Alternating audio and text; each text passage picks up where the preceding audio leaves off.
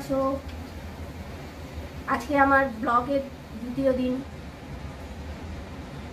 আজকের দিন তোমাদের টিফিন দিয়ে শুরু করছি।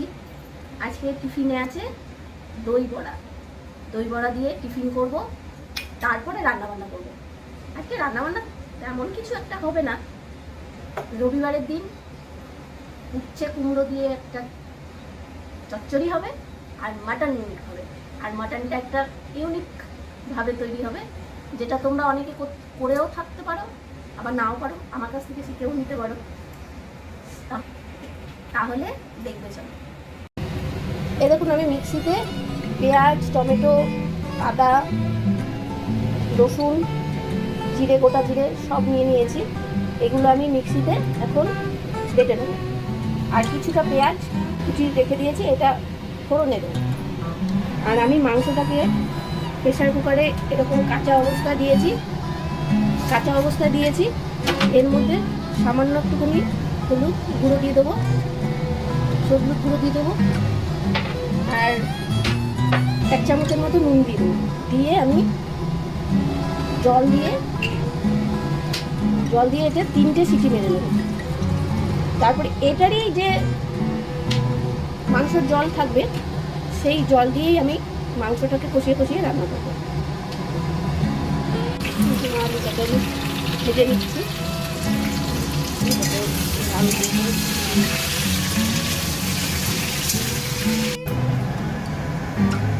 মাংসের জন্য, মাটনের জন্য কোনো কিছু তেল দেওয়া হয়েছে।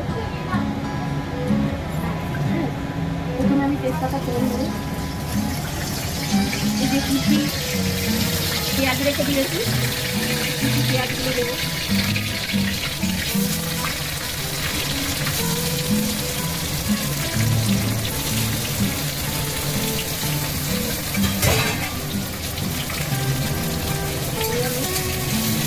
পেঁয়াজটাকে একটু ভাজা করে নিই। পেঁয়াজটাকে একটু ভাজা করে নিই।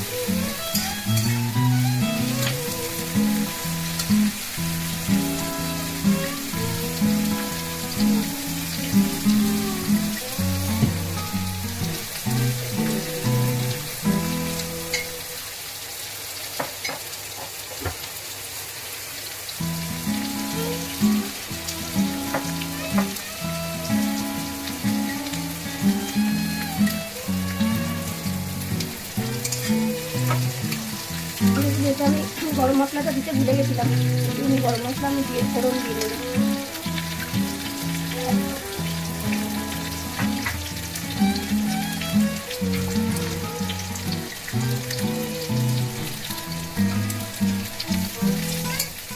গরম মশলাটা দিলে একটু সেন্টটা ভালো হবে।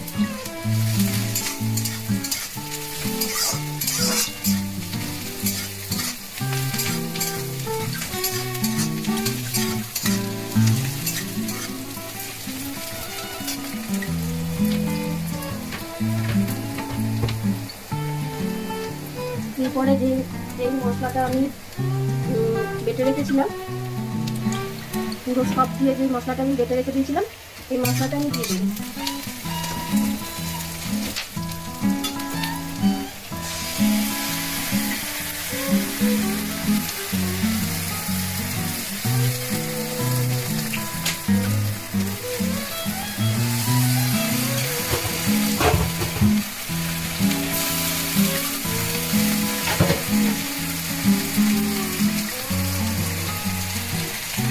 তারপরে আমি হলুদ গুঁড়ো,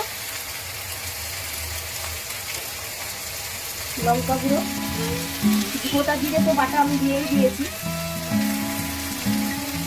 দিয়ে দিলাম।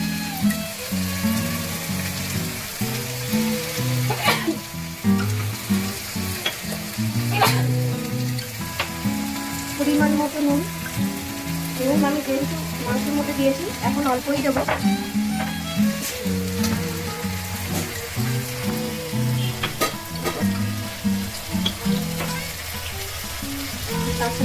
পরিমাণ মতো চিনি, স্বাদ অনুসারে চিনি।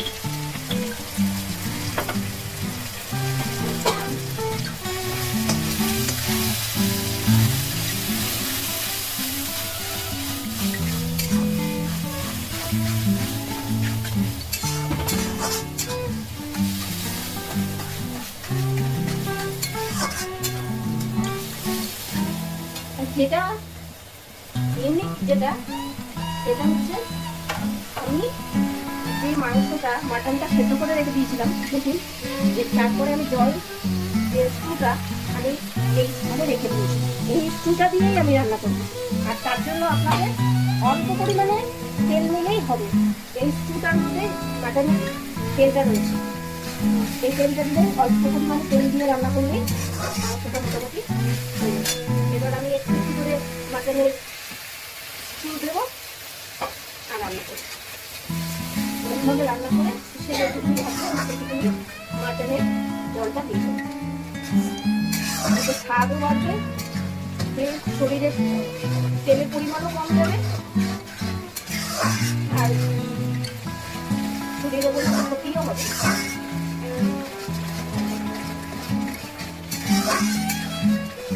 এটাই হচ্ছে আমার মাটন রান্না।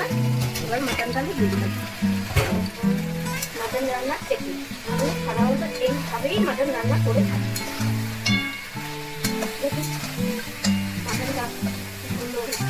আর এটা হলো আমার মাংসের ফাইনাল লুক, কাতলা ঝোল।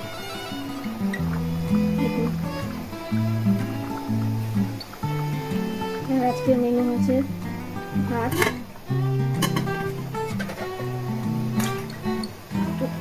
উচ্ছে কুমড়ো দিয়ে চচ্চড়ির মতো, আর মাটন। এই রান্নার মধ্য দিয়ে আমার এই ভিডিওটা আজকের মতো শেষ করলাম।